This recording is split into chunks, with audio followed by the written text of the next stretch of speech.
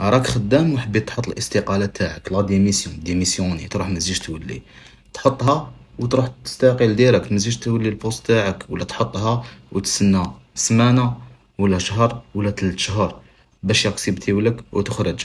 نفترضوا حطيتها وما قبلولكش لا ديميسيون، قالوا لك ما نقبلولكش الاستقالة، تبقى تخدم ولا تقدر تروح وما تزيدش تولي؟ ما عندهم ما يديروا لك، يقدروا يتبعوك قضائيا ولا ما يقدروش. كاين فرق بين الاستقالة وبين لابوندمون بوست، اهمال منصب. وقتاش يكون إهمال منصب؟ 48 ساعة ولا 24 ساعة باش يديروا لك إهمال منصب؟ وكي يديروا لك إهمال منصب فيها عقوبات، فيها متابعات قضائية ولا ما فيهاش؟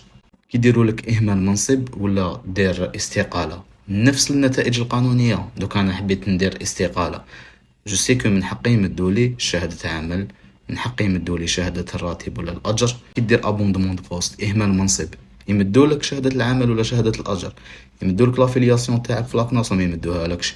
هادو كامل إجابة تاعهم هنا، حبوا نجاوبكم عليهم. قولوا لي إذا انتريساكم السوجي هذا ندير عليه فيديو بالتفصيل. راك خدام